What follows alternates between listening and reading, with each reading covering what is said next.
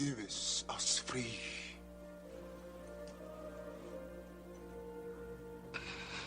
Give us free. Your Honor, please instruct the defendant that he cannot disrupt these proceedings with such outbursts. Give us free. Give us free. If we are to have any semblance of order in this court, Give us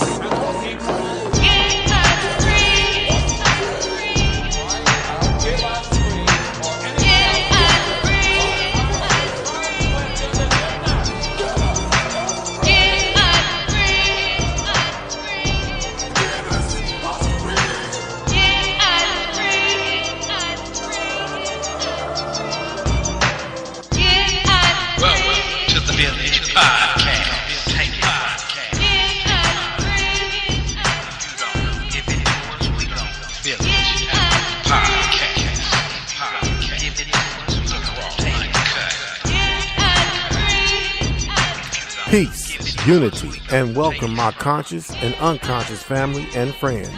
This is the all-new BlackVillage Community Podcast, and I am truly your host of the show, JC, aka Afro Black, dropping nothing but the raw and uncut, without any fear, as I use my mic as a spear to chuck you with liberated truth.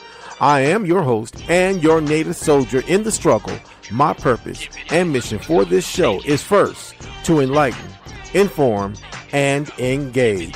And I want to engage with all who claim to know the truth. All truth seekers and my native family, I welcome you.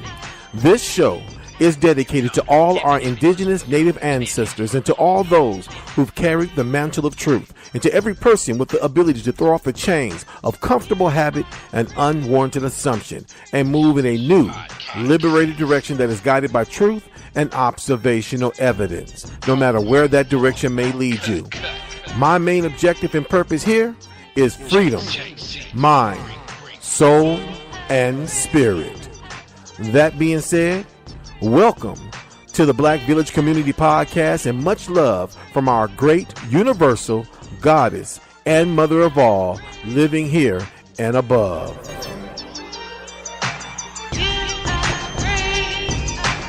AC in the house.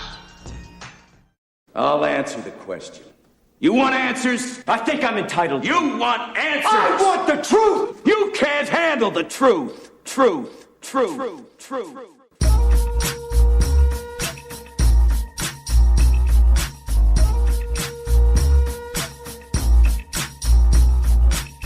Aboriginal people, Aboriginal people, Aboriginal people, Aboriginal people, Aboriginal people, Aboriginal people, Aboriginal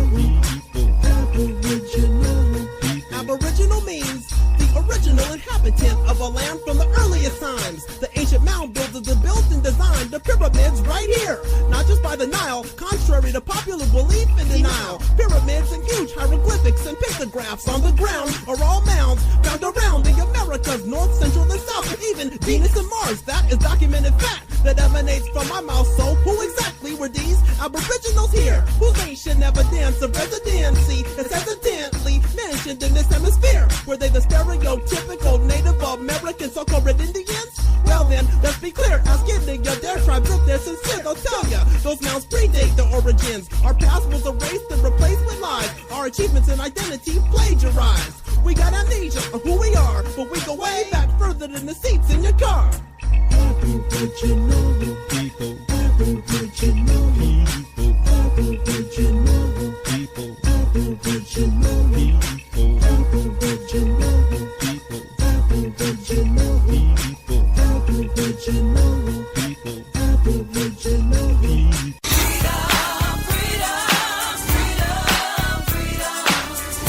This is how we ride and roll. Soldier for life for sure.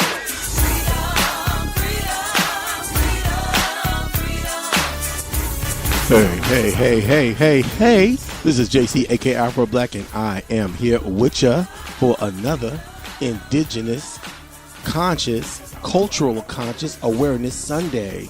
I am here to do nothing and drop nothing but the raw and uncut. That's what I do here on the Black Village every other Sunday. Not every Sunday. I used to do it every Sunday, but now I'm here every other Sunday, people. Ain't got the time to be here every Sunday. Got to do some research. Got to do some digging. Got to find the truth so I can present it to the conscious community. You feel me? And so let me change my theme music real quick. Let me. There you go. Let me put some Tupac in the backdrop. That sounds so much better there. So there you go, people. This is JC aka Afro Black, and you have tuned in. You have joined me. If you're listening in, if via the internet, via the website of Spreaker, iTunes, YouTube, however you're listening in, you're tuned in to the indigenous, Aboriginal, nothing but the raw and uncut, the Black Village Community Podcast. You feel me? And this is JC aka Afro Black. I'm your moderator, your host. I'm your MC. As always, dropping nothing but cultural indigenous truth. You feel me? That's all I care about. That's all I do. That's my mission. That's my journey. And that's what I'm meant to do, to present nothing but the raw and uncut. You feel me? And so today's podcast topic is a continuation. I've been on this topic matter for the past, 6-7 weeks? I'm not sure. I can't remember. But it's necessary. The reason why it's necessary, people, because it's necessary for us to know the truth. You feel me? The truth of everything. We indigenous, Aboriginal, American Aboriginal, North American Indians were a people of truth for the most part. The chiefs, the clan mothers, the aunties, the uncles, the relatives were an example to the young people. And this is what these white devils have done. They've disconnected us from our land, disconnected us from our home, disconnected us as a people, disconnected us from our history, our culture, our language, our traditions, our spirituality, our religious practices, our principles, our standards as American Aboriginal people. And this is what I'm doing. You feel me? To bring us back. We must revive. We must bring back. We must resurrect. We must regenerate the indigenous principles of the American Aboriginal. You feel me? Of North America. And that's what JC aka Afro Black is all about. You feel me? So this podcast topic that I've been on for the past few weeks, which is titled, Why Bill Cosby's Rise and Fall Hurt Black America. Do you feel me, people? Why? Again, with a question mark. Why Bill Cosby's rise and fall hurt Black America? Subtitled, You Can't Handle the Truth. You feel me? And so that's what I'm here to do. I'm here to bring truth, people. I'm here to drop nothing but the raw and uncut. And so I'm going to continue this podcast subject. I know all the other times I've been trying to create a picture. I've been trying to paint a picture. I've been trying to give people a real image of the real Bill Cosby. I've talked about the different personas. I've talked about his falsified biography that he grew up in. He grew up in the Richard Allen projects. No, they were not called the projects when Bill Cosby lived in those so-called projects today. They were called the Richard Allen homes in the 1950s. When Bill Cosby lived in them, they were not called projects, and they didn't look like projects. They were not the majority of so-called Aboriginal Black American people living there as you see today in Philly. When Bill Cosby lived in the Richard Allen homes, it was predominantly white people, and it was predominantly military. So I've already talked about how Bill Cosby grew up in a upper middle class community around mostly white people from Germantown, Philadelphia. In the 1950s and the 1960s,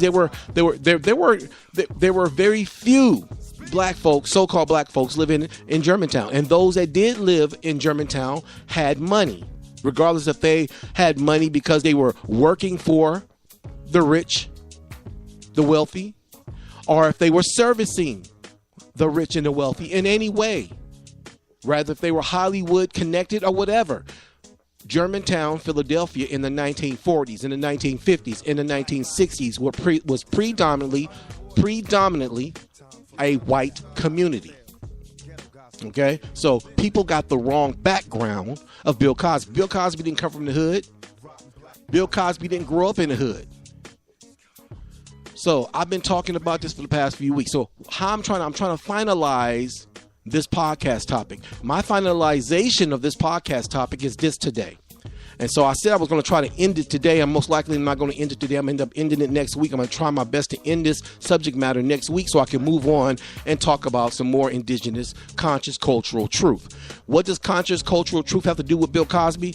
As American Aborigines, we have the responsibility, those of us who know who we are, like Dan Calloway, like myself, like Autonomous One, like those who are speaking out, dropping the raw and uncut truth on who we are in North America as American Aborigines, that we are the true descendants of the First Nations people of America, that we are the true descendants, those who are called American Negro, Black American, African American, Afro American, those who have generations in this country going all the way up in and past colonial colonization. We are the original descendants today of the American Indian.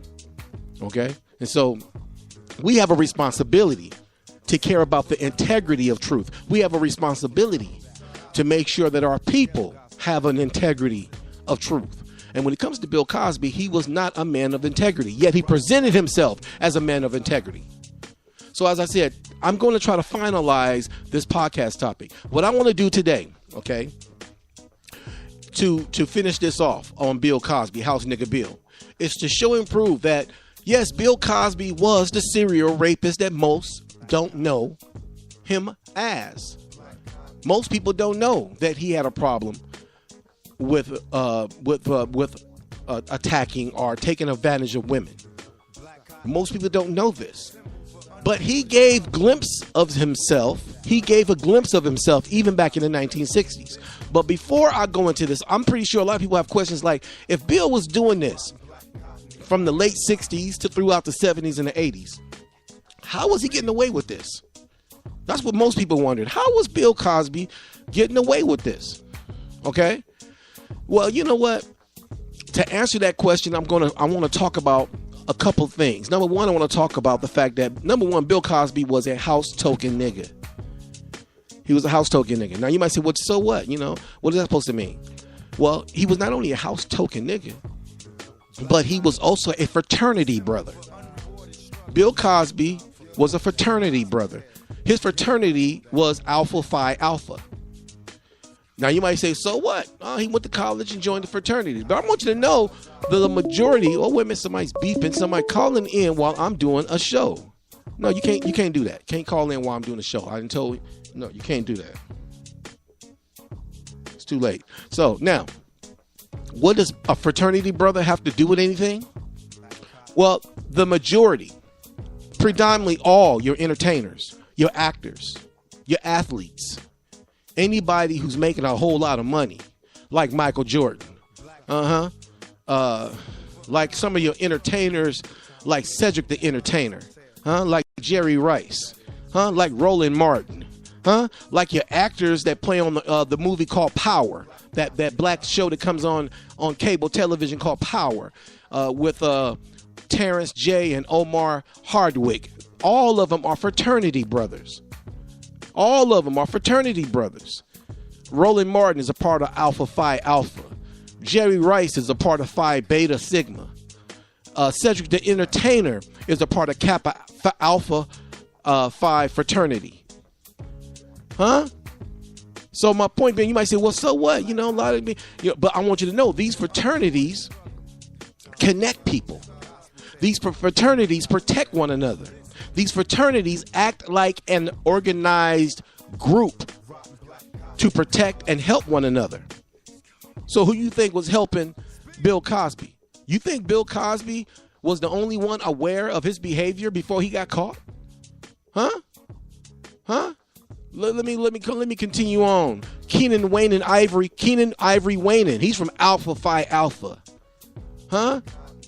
The singer Kurt Carr, Phi Beta Sigma. Jesse Jackson, Omega Phi fraternity. Montel Jordan, one of my favorite R&B singers, Kappa Alpha Phi fraternity. The majority, Ricky Smiley, Omega Phi. Omega C Phi. Look, my point is this. How you think Bill Cosby got away with what he was doing for so long? He was connected, not only connected to money, not only connected to corporate money, but also connected to through a fraternity. And wait a minute, who's in this? Somebody's okay. I see you, my brother. You join me on my show. I can't answer the phone when I'm on my show, man. When I'm doing the show, my brother. What's going on, Brother Currington? How you doing? Oh, I'm doing what I always do, dropping nothing but the raw and uncut, as I always do. Dropping what raw and uncut? Raw and uncut truth, my brother. Raw and uncut, indigenous truth. That was. Go ahead. I would just want to say that was me that's calling because I didn't think he was on the air because I put in the wrong code number. So. Well, you made it here, man, and I'm on the air at 3:00, man. So at 3:00, if you see 3:00, don't even try to call me unless you're gonna just join me on the show. The other day you had to catch me after the show. You feel me? I understand.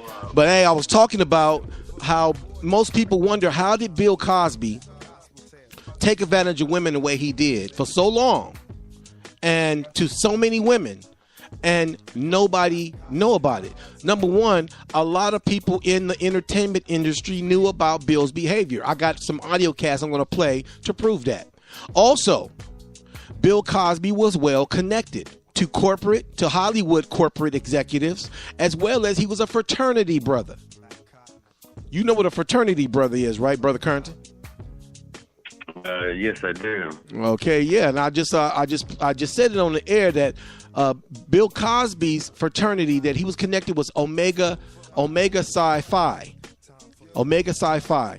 Most of your people in Hollywood, the majority of people in Hollywood, the majority of people in the professional athletic world, the majority of people in government are all fraternity brothers. They're all fraternity. I'm looking at some of Jerry Rice. He's a part of Phi Beta Sigma. Roland Martin, the journalist, is a part of Alpha Phi Alpha. The list goes on, man. I got a whole list of brothers. Hill Harper, Alpha Phi Alpha. Joe Torre, the comedian, Omega Psi Phi.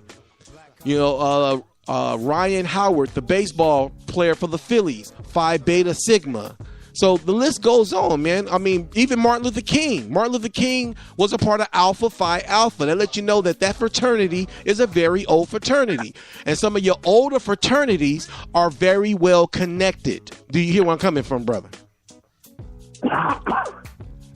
Yeah, that's true. And the number one thing that these fraternity brothers do is that they have each other's back.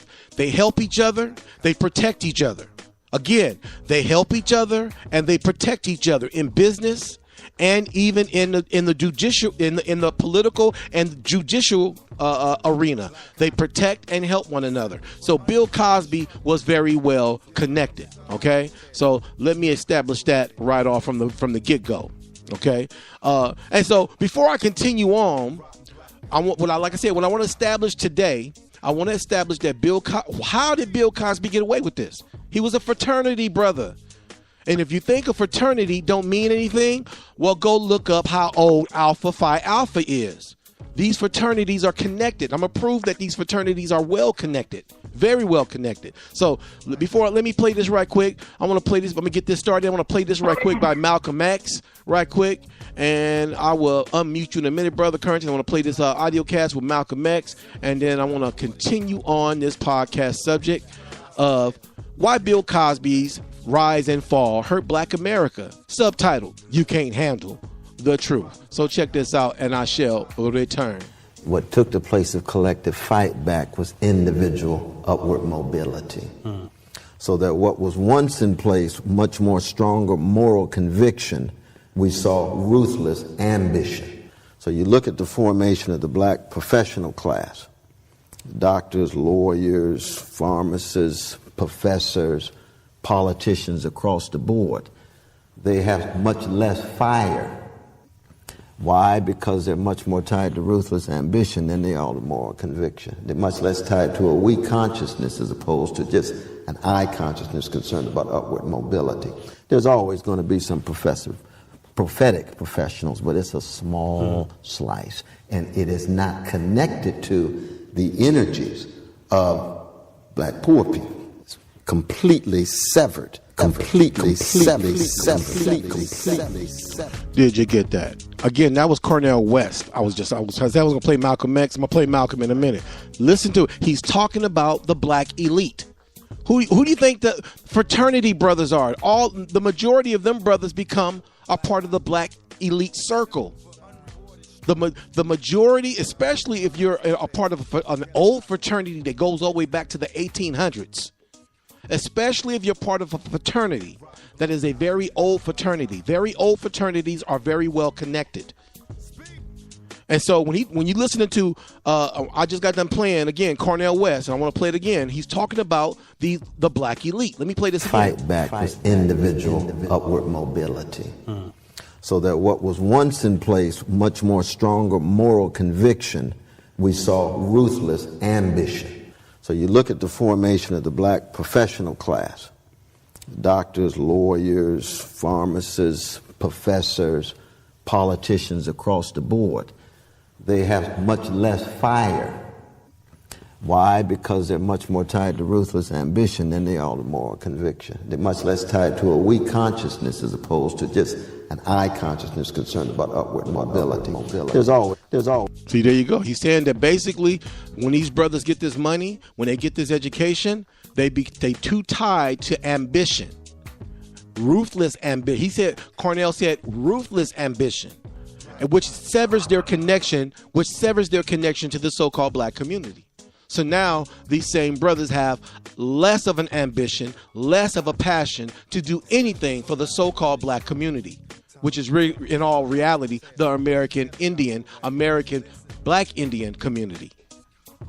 And so that's what happens to the elite. Bill Cosby contributed to that. By severing our connection and continuing cultural genocide as Bill Cosby did, continue what? European assimilation and cultural what? Cultural assimilation, cultural genocide, disconnecting from us from our past, disconnecting us from our history. For what purpose? To get us and turn us into the black American, the Negro American, and now today the African American. You feel me? Bill Cosby contributed to that. Now you got some out there say, well, Bill Cosby contributed to more than just that. No, you know what? Let me play this right quick by Malcolm X. This is what Bill Cosby, again, like I said, this is what Bill Cosby contributed to. He contributed to this. Check out what Malcolm X says about it. This modern house Negro loves his master. He wants to live near him. He'll pay 3 times as much as the house is worth just to live near his master. And then brag about, I'm the only Negro out here.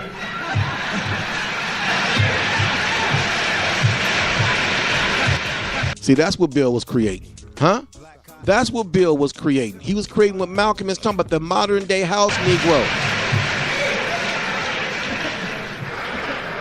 I'm the only one on my job. I'm the only one in this school. You nothing but a house Negro. And if someone come to you right now and say, let's separate, you say the same thing that the house Negro said on the plantation. What you mean separate? From America? This good white man? Where you go? See, there you go. Malcolm X was dropping it right there. He was telling it, he was dropping prophetic knowledge, prophetic insight back in the 60s. Malcolm was dropping it. And today people don't even want to hear the term house Negro. Today, if you call a nigga a house Negro, you a hater. Today, if you see a Negro with money who ain't doing nothing for his people, a Negro who don't care about his culture, don't care about his identity. White man tells him he's an African, he accepts that identity. African tells him a boat story. Instead of him researching it himself, he sucks on it, accepts it because he don't know anything any different. And he goes on and continues on with the programming and cultural assimilation. Yet he is from America. His mama's from America. His daddy's from America. His granddaddy's from America. His grandmama's from America. His great granddaddy and his great grandmama's from America. And yet he believes he's from Africa. This is what Bill Cosby continued to perpetuate, people, that cultural genocide and ideology. Now, again, what does this have to do with fraternities? Okay, well, let me play this right quick. This is Dr. Farrakhan talking about. Let's check this out right quick. Check this out. Did you know that 56 signers of the Declaration of Independence were Freemasons? I'm going into your secrets for a minute. Not you, Black Mason and Shriner. You don't have any secret. It's the white Masons and Shriners that we're going to expose in a minute. Now that was Farrakhan, and you notice he said the white Masons. Why? Because there are Black Masons, and I'm gonna tell you, all your Black Masons are a part of some type of fraternity. They all came out of a fraternity. They all fraternity brothers. Again, how did Bill Cosby get away with doing what he's doing for so long? Why did people ignore it for so many years? Because he was a fraternity brother. All fraternity brothers, all Black elites are fraternity brothers and fraternity sisters. Look, I got some more information right here look here, let me see. Let me go on down here right here. Check this out. The sister who her name is what? Keisha Knight Pullum, who was a former Bill Cosby kid, the youngest Bill Cosby little girl. She's also a fraternity sister from Delta Sigma Theta sorority. Alicia Keys, famous singer. She's an Alpha Kappa Alpha. Jada Pinkett is a Alpha Kappa Alpha. Okay, sorority sister. Felicia Rashad. Felicia Rashad, who played Bill Cosby's wife on the Cosby Show, is an Alpha Kappa Alpha. Now, don't get it twisted. There's nothing wrong.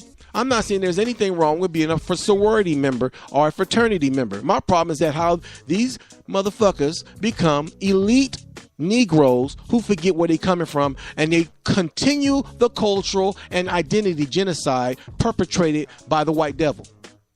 Look, I got an article right here I want to read. Let me see what the name of this article. This article I want to read is from U.S. Century. U.S. Century. It's a blog site called U.S. Century. The title of this article is How Black Fraternities Are Actually Harmful to Black Culture in the U.S. Let me read this, okay? This is by U.S. Century. You can go find this yourself. And this article is written by... who's it written by? Okay, well, Ali D. Chambers is the one who's actually... Okay, look, check it. Let me read this. Now, more than a century-old Black Greek letter organizations, fraternities have more than 800,000 members. Let me mute this. I don't want no background while I'm doing my reading of this information here. Okay, let me start again. Now more than a century-old Black Greek letter organizations, fraternities have more than 800,000 members. But are such organizations an asset, or do they work against African American culture? Ali Chambers argues that rather than unifying the Black community against the effects of racial prejudice, they have merely become a vehicle for Blacks to assimilate into white culture and society, and a means to create self-perpetuating Black oligarchy.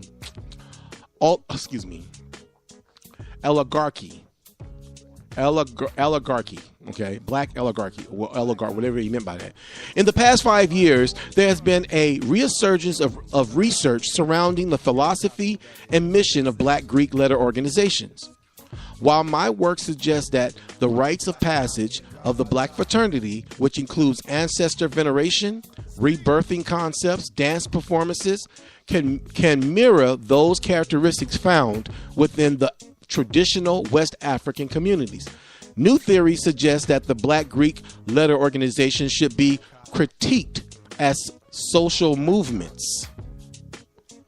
So again, people, the Black fraternities don't do nothing but continue European assimilation and cultural genocide on the American Aboriginal. You just heard me read it yourself from a blog on U.S. Century. You can check it out yourself, called U.S. Century. Okay, that's this blog site I just read. Let me also read. I got an audio cast I want to read. As I said, Bill Cosby. Now I just said my point was proven is that you just heard me read from this article that Greek letter organizations, aka fraternities, black fraternities, are perpetuating an assimilation for black people to assimilate into white culture. I just read that. Now, what does that mean? Well, these brothers who become a part of these fraternity, you can't become a part of a fraternity unless you're accepted. And there's a criteria and initiation to be accepted. A part of that criteria and that initiation is that you're going to graduate. You're going to graduate. They're going to make sure, they're going to help you. They're going to make sure you graduate. And these people are connected once they graduate. They connect with one another. They help one another. They aid one another. They pull each other up. They protect one another. You think Bill Cosby didn't have that protection in Hollywood as a fraternity brother? Yes, he did. Yes, he did. To prove my case, let me play this audio cast. I want to play a audio cast. This is D.L. Yulee dropping the raw and uncut on Bill Cosby. Okay? And when you listen to this audio cast of D.L. Yulee dropping the raw and uncut on Bill Cosby, you're going to see in his story how Bill Cosby used his power to control. So let me play this right quick, right now, and I shall return right after this. You had a situation when Bill Cosby called in. Sure. Can you talk about that? Well, I was doing Kiss FM here. Right after CNN, I was doing Kiss FM. I was doing the morning show. Bill Cosby had called in to promote a gig I think he was having in Connecticut or Pennsylvania. And I was like, Bill don't like me, and I don't particularly care for him. So I'm not going to, I'll let you guys do the interviews for pre-tape. And so a girl named Jackie Reed and a cat named Steve Wilson, who were my co-hosts, started interviewing me. But he was such a dick. For 5 minutes, he's been such a dick. I was like, Mr. Cosby, what is it you like for us to know? He said, who is this? I said, this is D.L. Hughley. You say nigger, and I don't like your comedy. And he went in, and I was like, with all due respect, Mr. Cosby, I say nigger, but no co-ed has ever woke up drug with her drawers on backwards. And we go back and forth and back and forth. I said, I respect, you could be my son. I said, but I'm not. And I said, everything you are because of your experiences, and I appreciate that, but you're not going to denigrate what I've been through. And I said, no one has ever, out of all the words people have ever said to me, no one's ever said rape. No one's ever said that. We had this argument, right? And so I worked Hot 107, Kiss FM, was owned by Emmys. Bill Cosby, like, that tape will never air. This is a true story. He said, that tape is not going to air. And I said, the fuck it ain't. And 10 minutes later, all the people from Emmys came down, Emmys Communications, took the tape, made sure nobody had a copy of it, said if this airs, nobody in here will work in radio again. So I know that cat had the power to make people do shit like that. This was 2009, right? 2009. So this is way before Hannibal Buress. But even before that, even if you read Time and Newsweek, in the very back of the paper, it talked about all these rape allegations. I grew up in L.A. and did warm up for a lot of those shows. Everybody knew it. Like Cliff Huxtable is innocent, but Bill Cosby fucked every one of them girls. Like Cliff Huxtable is innocent, but Bill Cosby fucked every one of them girls. But the character is innocent. The dude ain't. And I don't even think that cats like that thought it was necessarily a wrong thing to do. They just kind of thought it's what you did. You gave some people dope and they did this. They knew what the deal was. So I wasn't one of those cats who believed he was innocent just because he was funny. There you go right there, people. You heard it. That was brother DL, comedian, actor, Arthur, dropping the raw and uncut. And anybody who knows or follows DL Yulee, he's a man of truth and integrity. He's a comedian, but he's a man of truth and integrity. You feel me? And so you heard him. He said everybody knew. He knew. Now, he talked about an encounter with Bill Cosby, who Bill Cosby told him, look, what we talking about right now, this is not finna air. This not going to be on the radio. He said, oh, yeah. Or DL said, yes, it is. Bill made one call. Them white boys went down to that radio station, took the tape, made sure nobody had no copy on them, and then threatened all of their careers. You tell me that's not fraternity and corporate connection and power. Huh? Huh? Again, like I said, that nigga was connected. That house nigga was connected. Bill Cosby was a token. He didn't give a damn about the so-called black community. So Negroes running around here talking about, yeah, he did, lying to themselves. Brother Currington, you heard what? Did you hear what I just played, bruh? Are you there? Brother Currington? Okay, you sitting on here. Maybe you done left your phone. But look, y'all heard what I just said. That brother, look, you heard Brother DL drop the DL, okay? DL just dropped the DL, all right? Dropping the raw and uncut. Bill Cosby don't give a care about the black community. And yes, he did those rapes. How you got something now? He talked about, like I said, the story and the incident that DL just gave, he said happened in 2009 between him and Bill Cosby. But he said even before then, he had heard about the allegations in the back of Time magazine. Basically, you know, it wasn't in all the mainstream media, but it was in some of the magazines that, you know, intellectual white folks will read, and, you know, Time magazine and probably Forbes magazine in the back, you know, and DL saw it back there, you know, like what? And plus he said everybody in Hollywood knew about it. They covering for this man. Why? But to keep that image up. They don't want the image of Bill Cosby to be destroyed. Bill destroyed his image, which they called his legacy. What the fuck they mean by a legacy? I'm no damn well ain't got nothing to do with indigenous honor. I know that much. What do you mean a legacy? Huh? Something that they didn't create it and they want to live on. Why? Because it causes us not to care about what? Culture, history, tradition, our ancestral practices and customs, our true identity. But you wow. You got to see the truth, people. Raw and Uncut. This is JCA Afro Black. And I'm not going to lie to you. I'm going to give you the Raw and Uncut. That's what I do here on the Black Village. You can chime in. You can call in. Doesn't cost you a dime. Toll free. You feel me? Toll free. Doesn't cost you a dime. Just a bit of your conscious time. You can chime in at 857-232-0155. Again, that is 857-232-0155. Conference code 947595. Again, that's conference code 947595. And I got another one I want to play. Let me continue this with Brother D.L. Yulee, dropping the raw and uncut. Okay, let me finish this right here. Let me play this and I'll share with the return right after this. So what did you specifically hear? Did you ever have like one of the girls approach you and yes, tell you about the situation? Yes, it was always in the like I'll never forget. I ain't gonna say this cat's name, but when they were doing either the it was a show that came out, Different World. It was a cat who was a stage manager there, and they had let him direct one of the shows. He got to direct one of those shows, but he was a stage manager, and he was late. And that man made that other one black Bill Cosby made that black man sit down there like he was a child on the floor, like a child.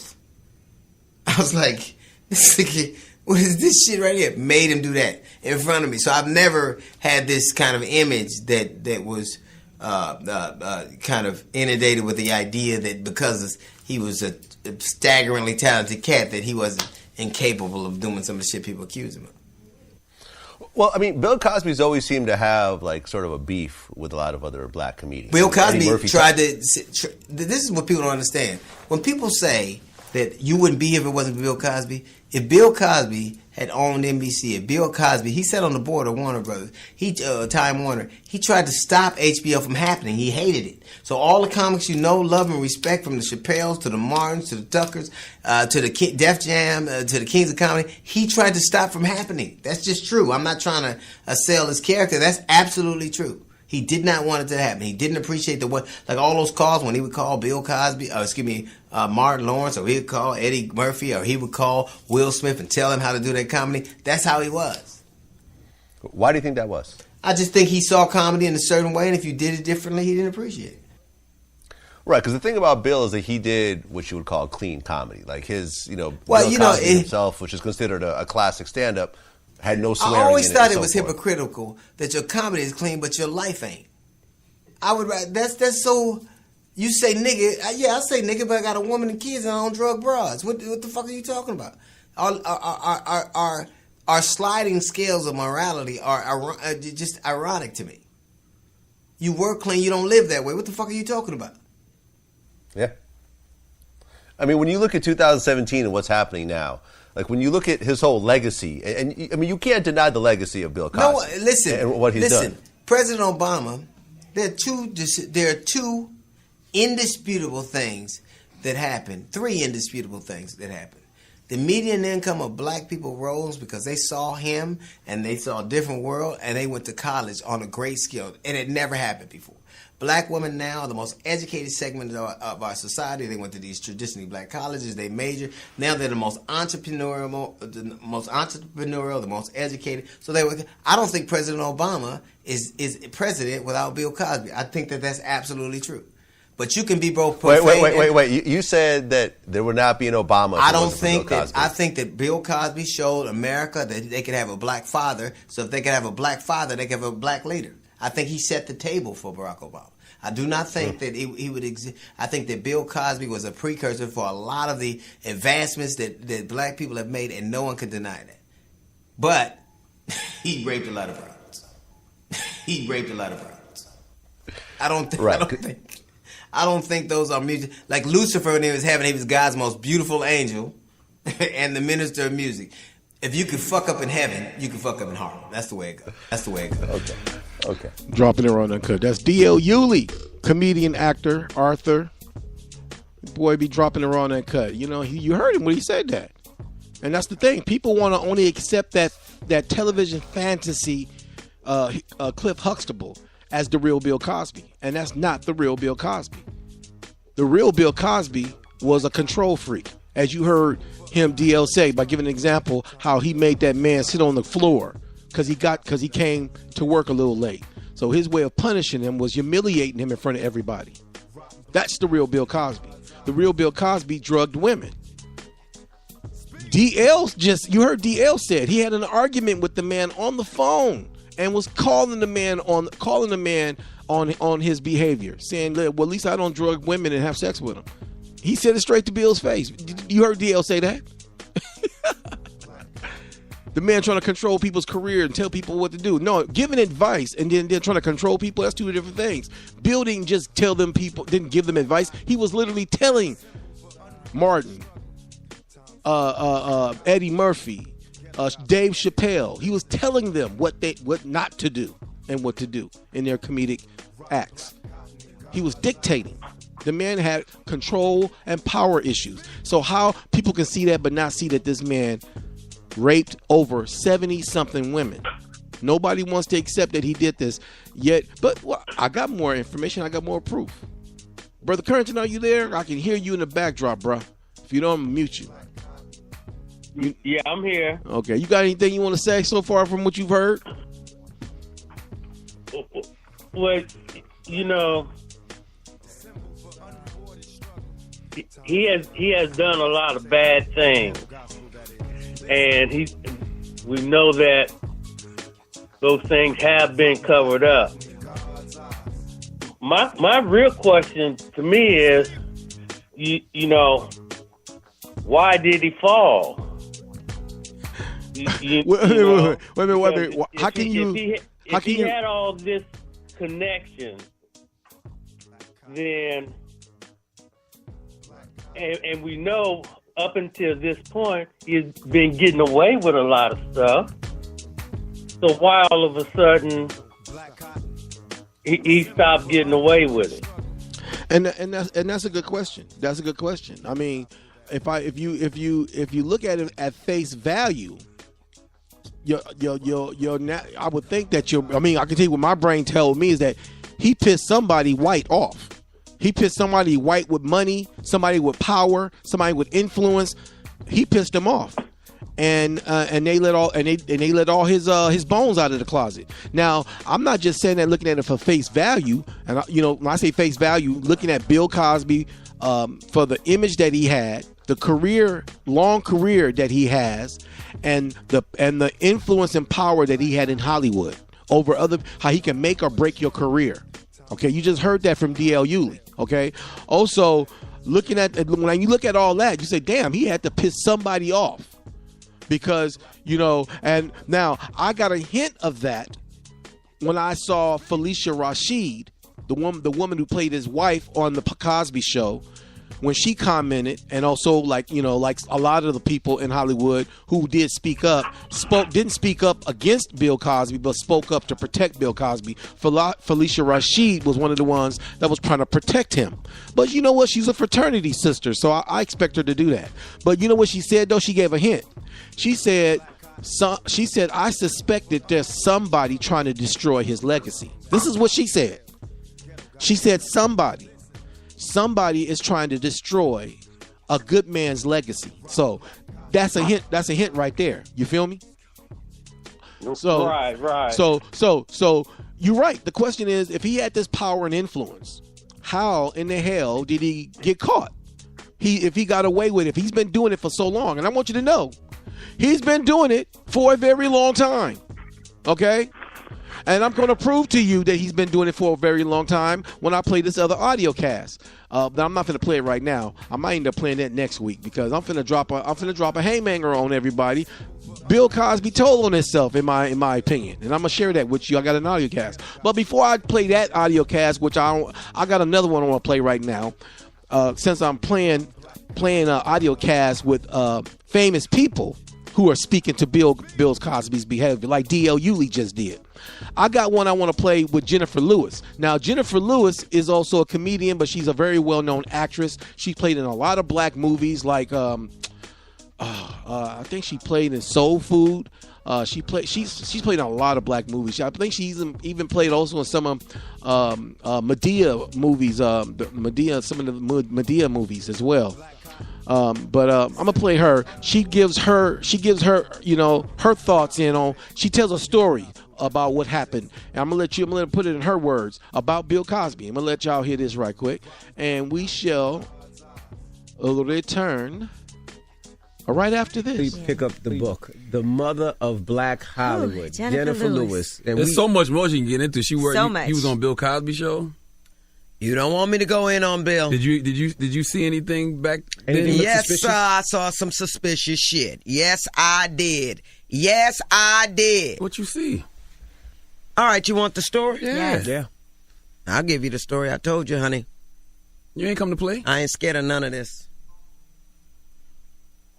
Well, don't ask me what room I was in. I think I was auditioning for something. I don't know what it was, but I was here in New York, and there was a young girl in there.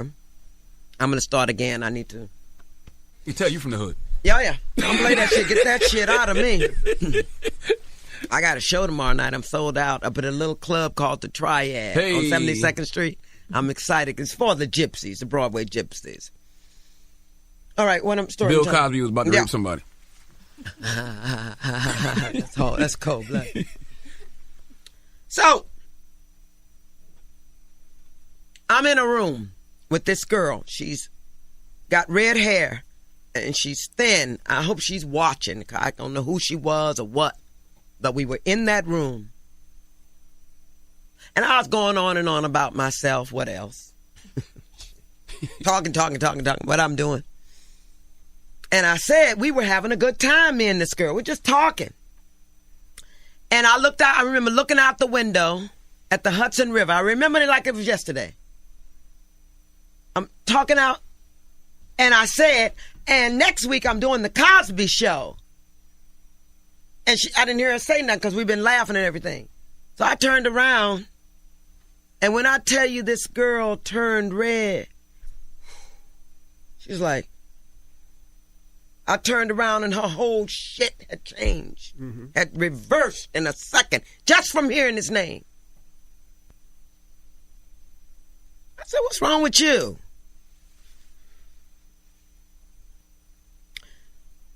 He raped me. He raped me. You know, back in those days, we revered Cosby, and she was a pretty little thing, so I thought in my head, Oh, girl, she done gone up, auditioned and slept with him. You know how we used to think. Yeah. She mad. We didn't think nothing of it. She mad because she didn't get the job, or, Well, oops. Right. And here now, these many years later. I mean, let me tell you something. There's some shit you can't fake. Now, why would this child roll up and say some shit like that to me? Right. What year was it? I think it was 94. I did you can look on IBM and see when I did the Cosby Show. But yeah, that happened. Wow. And once again, he didn't come for me. But he did when I went to his dressing room after the show. I had a girlfriend with me, and he slapped her ass when we left the room. Didn't even know her? Because he didn't know her. She told me when we stepped outside of the door, she said, "He hit me on my ass." I went, we were kids. Right. Wow. That's all I'm going to say about that man, because once again, y'all, compassion. So you're not surprised? I don't hate. I don't hate. Look, I try not to hate anybody. But these sick pedophiles, these evil, I said it on The View. There's one thing to have a sex addiction. It's another thing to be evil. Word. And take advantage of children and all these men in power. You think they're supposed to suck your dick because you got money. There you go. You heard it from Jennifer Lewis. You think you got all that power because you got money. You want somebody to suck your dick. You heard her dropping around uncut. Now she's speaking from a personal perspective. I didn't play the whole audio cast because she gave a story of how she was taken advantage of by a pastor when she was young. So this, to hear that Bill Cosby was doing stuff like this and to see all these women come out, it touches her on a personal level. So that's why you hear Jennifer Lewis talking like that. She talks, it's a personal thing for her. She's been through taking advantage of herself as a young woman. So, but you heard her. She talking about an experience that she had, a story she was told by a young actress that Bill took advantage of her and raped her. Now, you might have heard it spoken twice, as if it was as if the audio was edited. Well, I amplified it because I wanted you to hear it, because when Jennifer Lewis originally said it on the show, she said it real low. So I had to amplify. I want you to hear what was being said. The girl said she was raped. You feel me? By Bill Cosby. Now, this was back in the 90s when she had this encounter with this girl. And she was on the show, Jennifer Lewis herself, who started talking about it. She was on the show. Come on, man. People need to wake up. People need to wake up. And you know what? I know back when I was a Christian, when I was into religion, I remember something that I used to be told all the time, and it stuck in my head when I was a religious person myself back in the day when I was younger. It says, you'll know them by their fruits. I remember they used to tell us that in church. You'll know them by their fruits, meaning you'll know a person by that person's actions. That's not just by what they say, not just by what you hear, but you can validate what a person is, what a person does, who they are by what they do.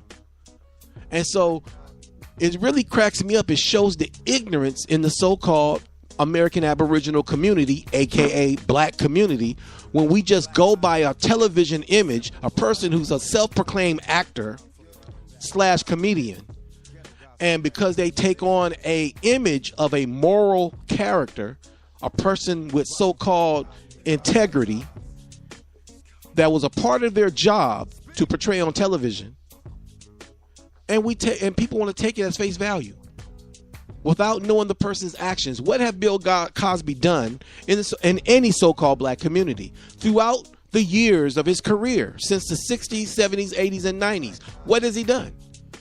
Now you got people say, well, he's opened up doors for people to get jobs, acting jobs. Okay, wonderful. But what has he really done to affect the so-called black community? This man, when he was being persecuted for the crimes that he's in jail for right now, he was making over $400 million a year. He was a millionaire. Bill Cosby was a millionaire. How you think he was able to fight all these cases? He was fighting several cases at once, flying from one city to the next city because he was being sued and being persecuted by different district attorneys in different cities because of these suits, because of women bringing allegations against him. He was able to do that because he had the money to do it. He was making over $400 million a year. He was a millionaire. How you think Bill was able to even step up to the table and say, hey, I want to buy this television network? A television network? Today, television networks are worth billions of dollars. Today, Bill had that. He had a lot of money. Yes, Bill had a lot of money. But what did he do with it? He helped people get a foot in the door to work on television shows, to help them get a foot in the door into acting. But what about what he did? Did he do anything for anybody in the gutter? Huh? In Chicago, in Philly, where he's from, Los Angeles, Detroit, New York, huh? New Jersey, Mississippi, Alabama. Did he do anything for any so-called black community? Because he had the money, he had the money power, and he definitely had the Hollywood influence. No, Bill didn't do nothing for nobody at the bottom of anything. No, Bill didn't. He hasn't done anything. So, Brother Currington, you heard Jennifer Lewis. You know who Jennifer Lewis is, right? The actress. I heard, but I really don't know who she is. Well, you get a chance, you pop her name in the Google search engine, you get it. She has a long acting career, and she played on the Cosby Show for a little bit on the show. She's also been on the Fresh Prince as well. She's played in a lot of black movies. But you heard what she said. You feel me? So I'm trying to set the stage for people to see the bigger picture of what's going on. You feel me? That's all I'm trying to do. You had so many actors and actresses out there speaking for Bill Cosby, but you didn't see nobody on television really speaking against Bill Cosby. But I want people to know that there's actresses and actors out there that do speak the opposite, who know Bill Cosby for who he is.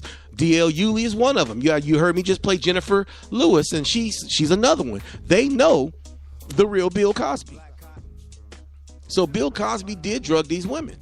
People don't want to accept the truth. People don't want to hear the truth. Now you might say, what does this have to do with fraternities? Like I told you, Bill Cosby being a fraternity brother, this is the reason why he was able to get away with it for so long. This is the reason why he was able to get away with it for so long. He was a fraternity brother. And like I said, the fraternities overall, I just read also an article, the article I read earlier from U.S. Century blog, a newsworthy blog site, that put up an article by a brother named Ali Chambers that talks about how, let me read it again. The first paragraph says how black fraternities are actually harmful to black culture in the U.S. Then he goes on and says, now more than a century-old black Greek letter organization, fraternities have more than 800,000 members. But are such organizations an asset, or do they work against African American culture? Ali Chambers argues that rather than unifying the black community against the effects of racial prejudice, they have merely become a vehicle.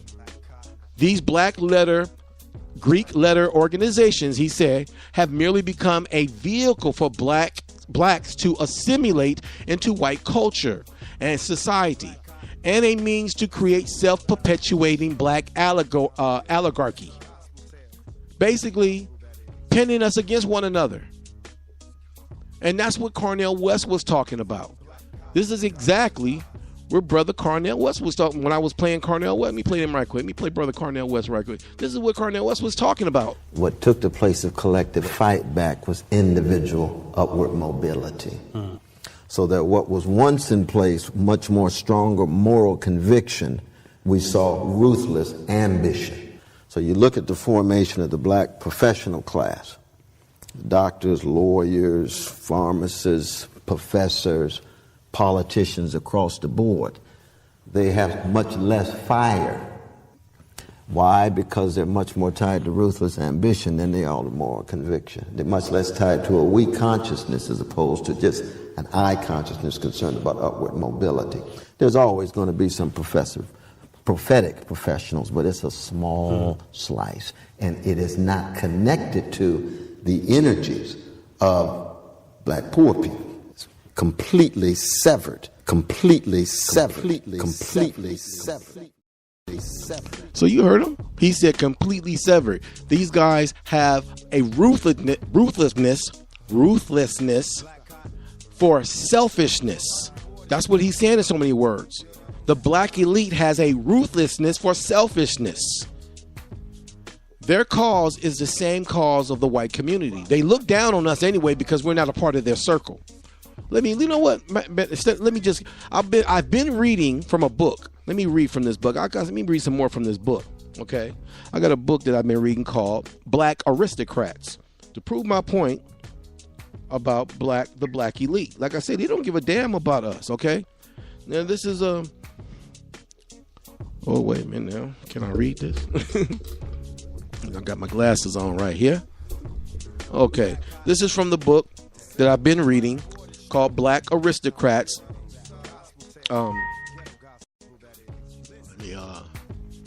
Excuse me for a minute. Okay.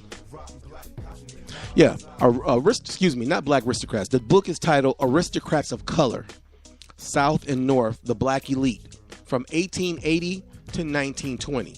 Again, the book is titled Aristocrats of Color, South and North, the Black Elite, from 1880 to 1920. Okay, so let me finish reading. Let me read a paragraph from this book to validate my point. Okay, you got a lot of black people say, well, the black elite, they got all the wealth, and No, we should not care to be a part of them. We should not care to be a part of the so-called black elite. No. Okay. Okay. Starting in this book, I'm gonna start at page 12.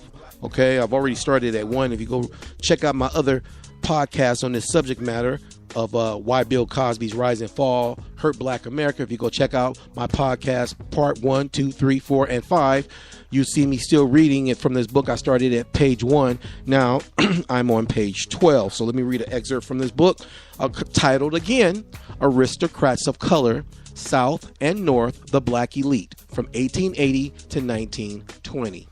Okay. Now I'm pretty sure somebody out there might be saying, who wrote the book? Who's the book? Who's the author? Let me tell you the author right now, right quick. I'm pulling this up right quick.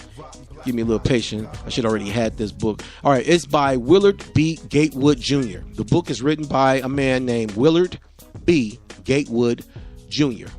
Okay, so now I'm on page 12. Let me start here. The paragraph I'm starting at, it starts at, and I quote, "They abide by the prevailing rules of proper etiquette, scrupulously observed Lent, and perpetuated the traditions of New Year's visiting by hosting receptions restricted to their own social circle. Class lines within the black community were nowhere more evident than in the club membership. Membership in old organizations such as the Charleston Brown Fellowship Society, the New York African Society of Mutual Relief, and New Orleans Society of Economy, indicated the extent to which certain families had occupied upper class status for several generations. And let me go on to the next page.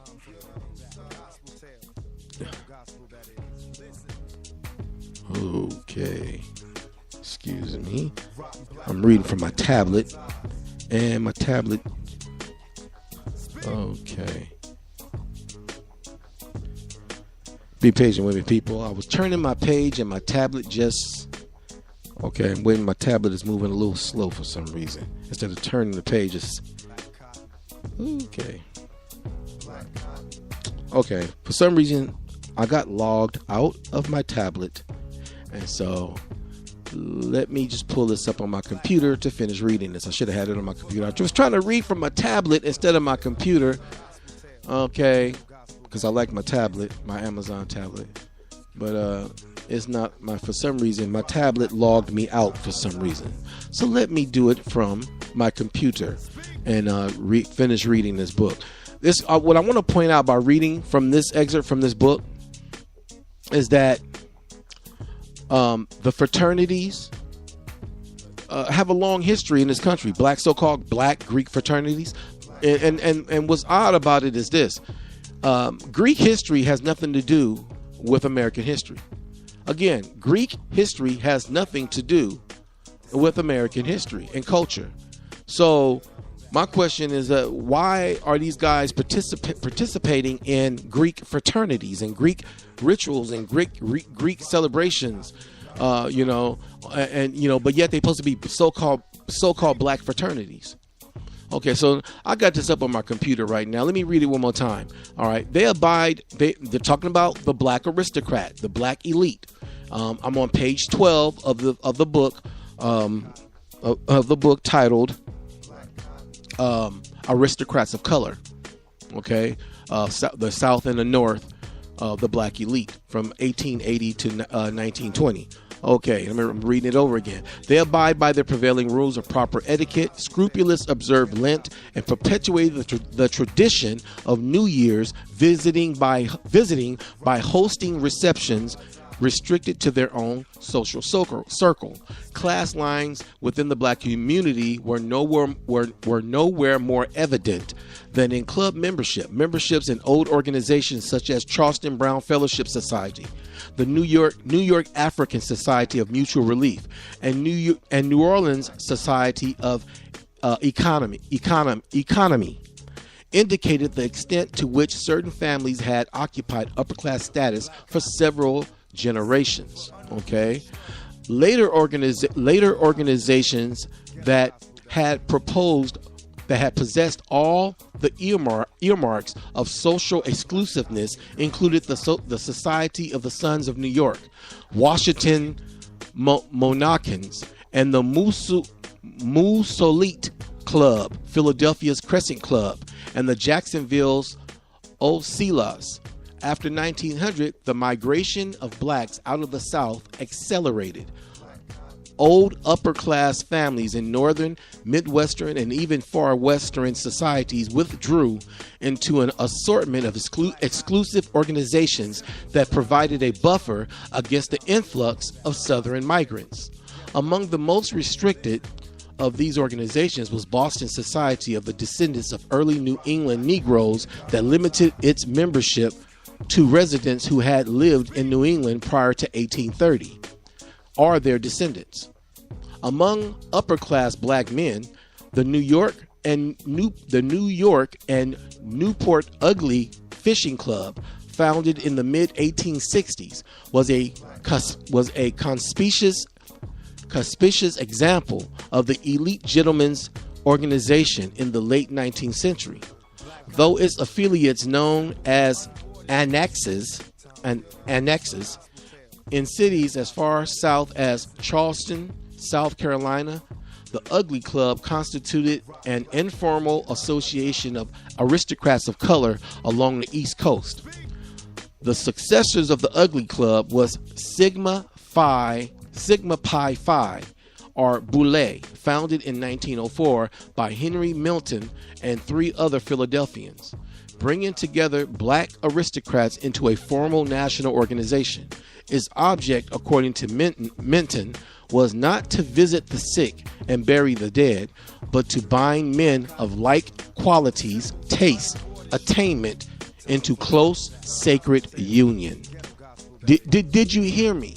Again, I just quoted a fraternity that became an organization. Let me read it. Let me read that one more time. I just told you that those fraternity brothers got a little power.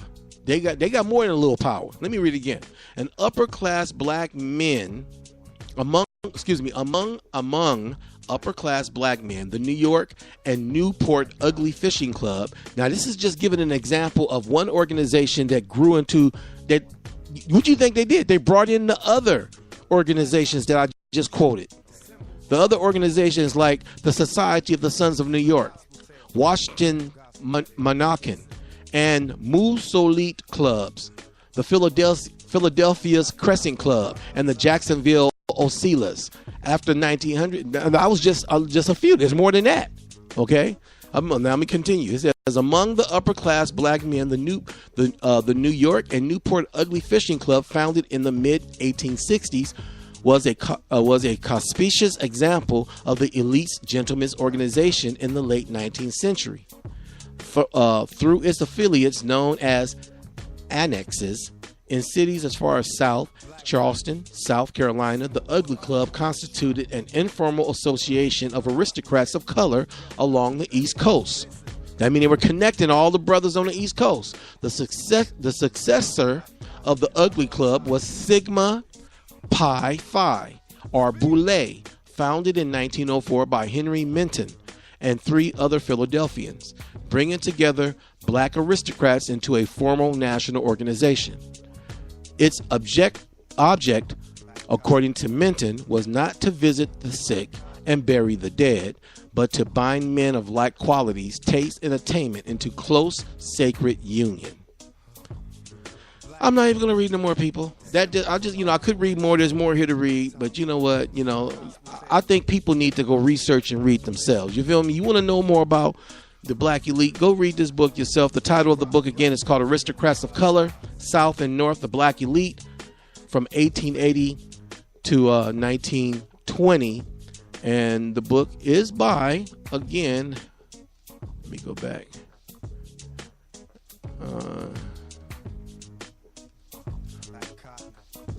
The book is by Willard B. Gatewood Jr. Willard B. Gatewood Jr. is the author of the book. And so, again, that proves my point. All them fraternity brothers all in Hollywood. Fraternity brothers all in the music industry. Fraternity brothers all in the pro football and pro basketball.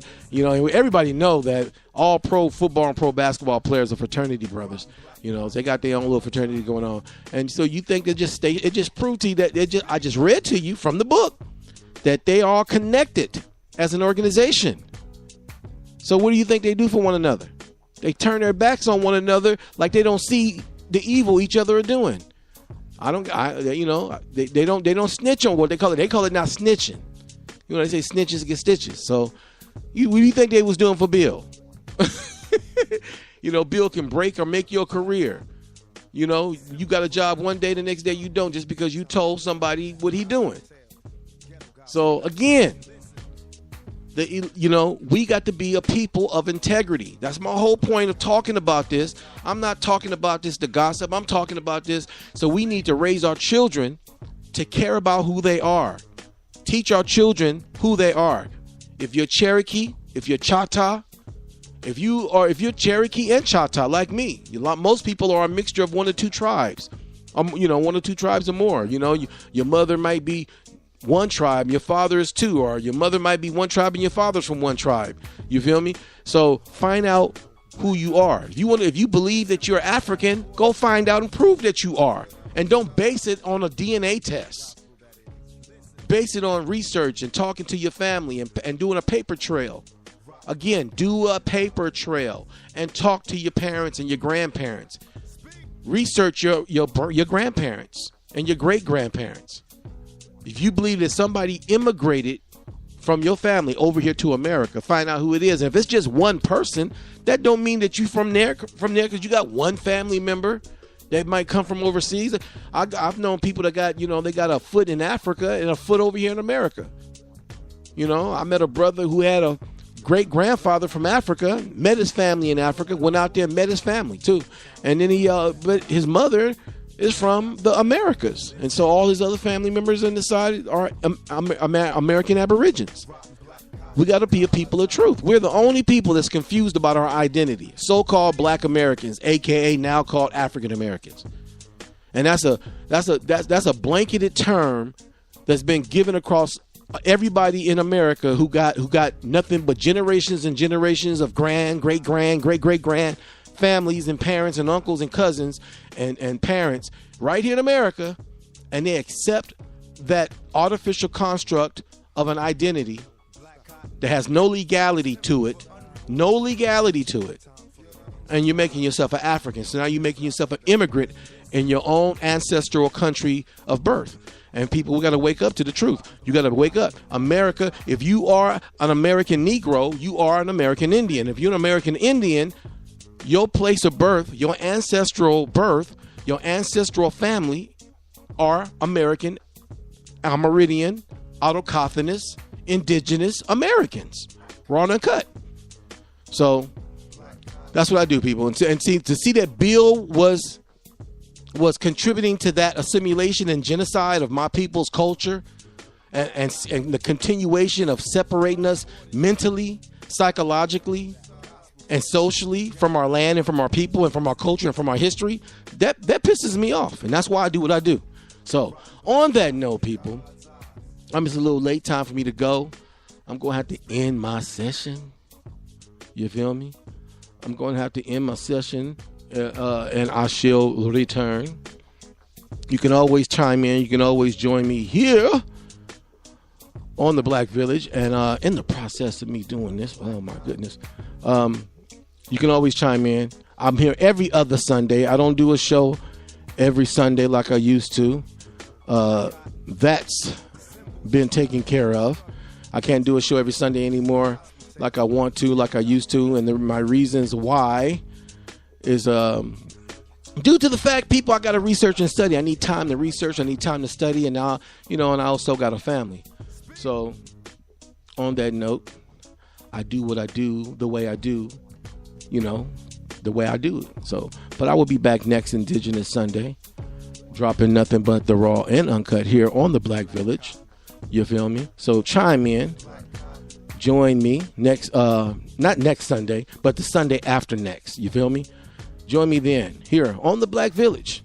You can chime in. It won't cost you a dime, just to be your conscious time. 857-232-0155. Again, that's 857-232-0155. And conference code 947595. Again, that is 947595. And I love chicken. As always, I love chicken. So love, peace, and chicken grease. And may the great mother bring us together under the wings of her peace, her love, and her joy. I got to go, people. So I shall return. Join me next week. I got to go. Out.